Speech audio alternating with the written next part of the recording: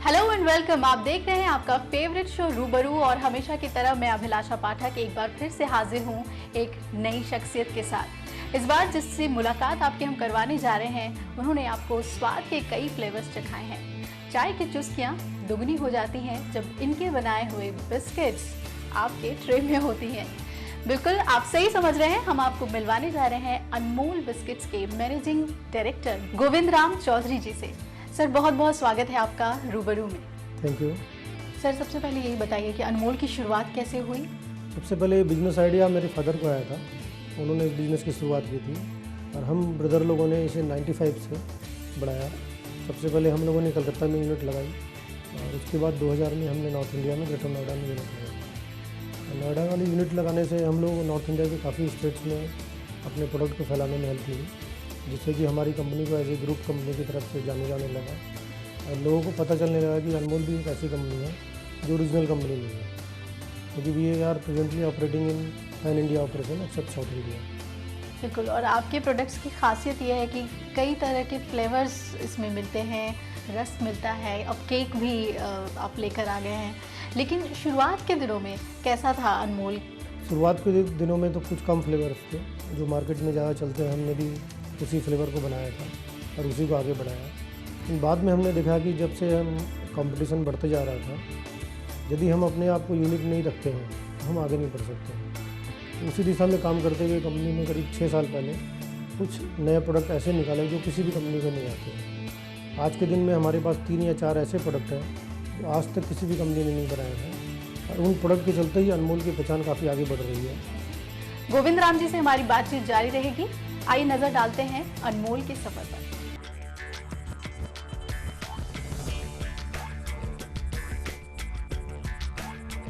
Biscuits के शौकीन हम सभी हैं। क्या आप जानते हैं कि बिस्किट कैसे अस्तित्व में आया? बिस एक लैटिन शब्द है जिसका मतलब है 2 बार और कोक्टस से किट शब्द निकला जिसका अर्थ है बेक यानी सेकना, यानी 2 बार सेक कर बनता है tasty crunchy biscuits. Shri Baijnath Chaudhary के नेतृत्व में जब अनमोल बिस्किट्स ने मार्केट में कदम रखा तो राह इतनी आसान नहीं थी। स्वाद और ब्रांड कंपटीशन के दौर में अनमोल ने न सिर्फ 10 साल में ही बाजार में अपनी पकड़ बनाई, बल्कि नए नए फ्लेवर्स के बदौलत कंज्यूमर के फेवरेट भी बने। ईस्ट जोन से शुरुआत कर अनमोल बिस्किट्स नॉर्थ जोन में भी पकड़ बना चुका है। बिस्किट मार्केट में अकेले अनमोल का 10% का हिस्सा है। कोलकाता और ग्रेटर नोएडा के बाद अनमोल ने पटना में भी फैक्ट्री खोली है, जिसकी बदौलत इनका टर्नओवर 1000 करोड़ रुपए तक पहुंच चुका है। अनमोल लगातार अपने कंज्यूमर्स के लिए नए और सेहतमंद बिस्किट्स पेश कर रहा है, जिनमें ग्लूकोज, कोकोनट, टी बिस्किट और डाइजेस्टिव बिस्किट्स के अलावा 23 स्वाद के बिस्किट्स बाजार में उपलब्ध हैं। अनमोल ने अपनी लोकप्रियता को देखते हुए केक भी मार्केट में उतार दिए हैं। अनमोल ने सेहत और हाइजीन को सबसे ज्यादा प्राथमिकता दी है, जो इनके फैक्ट्री में साफ तौर पर देखा जा सकता है। रॉ मटेरियल से लेकर बिस्किट्स के बनने तक की प्रक्रिया की जांच क्वालिटी कंट्रोल डिपार्टमेंट करती है। The good manufacturing practices (GMP) और hazard analysis of critical control points (HACCP) के जरिए अनमोल ने क्वालिटी और विश्वसनीयता को बरकरार रखा है, जिसकी वजह से अनमोल BSI और ISO सर्टिफाइड है। अनमोल एग्रीकल्चर और processed food exports development authority (APIDA) और federation of Indian export organisation का भी सदस्य है।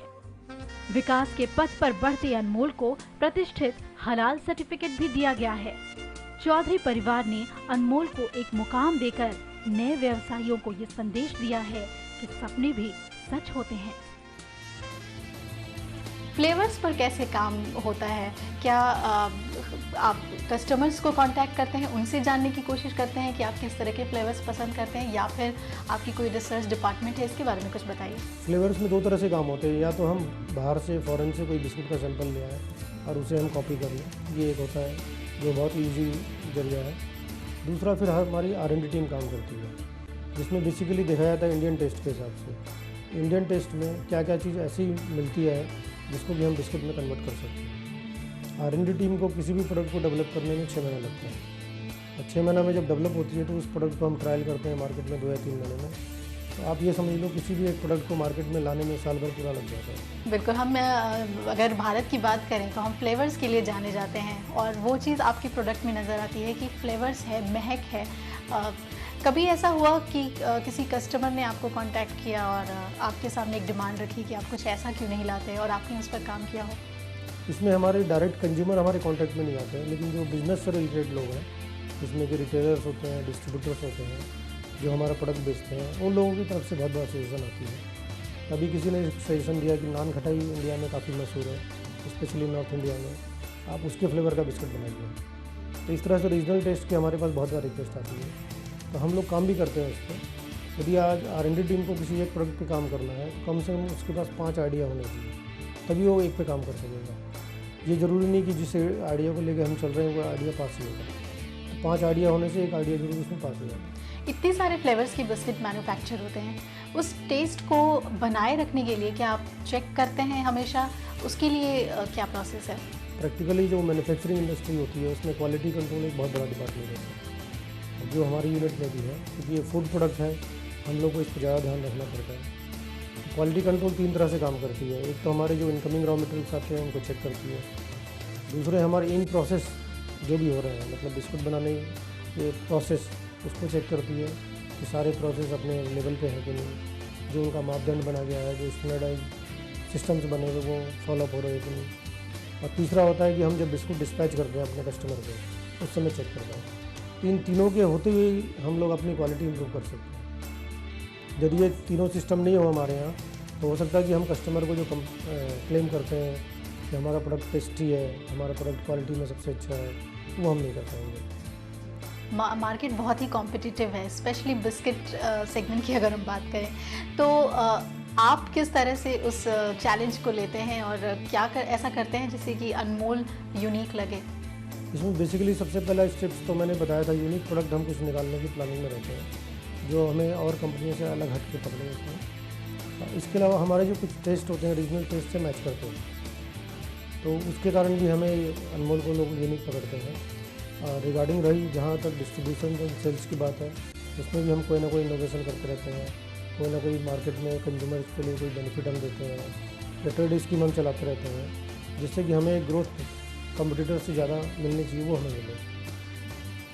ये बताइए कि सबसे बड़ा चैलेंज क्या था आपके कंपनी के लिए, क्योंकि अब 1 दशक से ज़्यादा हो गए हैं, कंपनी इस्टेब्लिश हो गई है, आप नए नए चैप्टर्स खोल रहे हैं, लेकिन सबसे चैलेंजिंग क्या था इस बिज़नेस को यहाँ तक लाने में? चैलेंजेस तो समय के साथ बदलते रहते हैं। यदि हम 95 की बात करते हैं, उस समय हमारे पास चैलेंजेस था वर्ल्ड क्लास मैन्युफैक्चरिंग सेटअप बनाने की, जो चैलेंजेस हमने 5 साल 6 साल में कंप्लीट कर लिया। अब धीरे धीरे जब हम आगे बढ़ते हैं तो क्वालिटी कंट्रोल हमारा चैलेंजेस रहा, फिर हम और आगे बढ़े तो प्रोडक्ट डेवलपमेंट, क्योंकि एक R&D का डिपार्टमेंट है, वो हमारे लिए एक चैलेंज हो रहा। आज के दिन जो मेजर चैलेंजेस हम देख रहे हैं कि हमें अपने ब्रांड पे खर्च करना चाहिए ताकि हमारे ब्रांड वैल्यू मार्केट में बढ़े। मतलब इसके अलावा जो मैन्युफैक्चरिंग में नए नए टेक्निकल सिस्टम्स आए हैं जो ये सिद्ध करते हैं कि इस कंपनी का प्रोडक्ट गलत हो ही नहीं सकता, उस सिस्टम पे हम काम कर रहे हैं।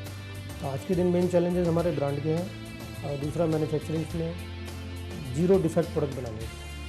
0 डिफेक्ट? 0 डिफेक्ट। एक 100% क्लेम आप करना चाहते हैं कि we are the best. We are the best. आप सिर्फ बिस्किट्स में ही धाक जमाना चाहते हैं या फिर कुछ और भी प्लानिंग है?